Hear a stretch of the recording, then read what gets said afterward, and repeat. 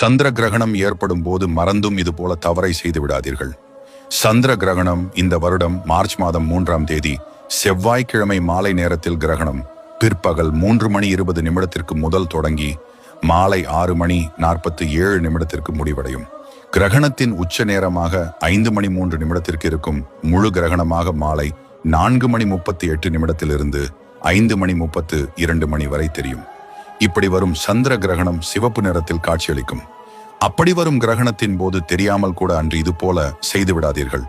கிரகண நேரத்தின் போது உங்கள் வீட்டில் உள்ள கதவுகள் ஜன்னல்கள் அனைத்தையும் மூடி வைக்க வேண்டும். கிரகணம் தொடங்குவதற்கு 4 மணி நேரத்திற்கு முன்பே உணவு அருந்தி இருக்க வேண்டும்.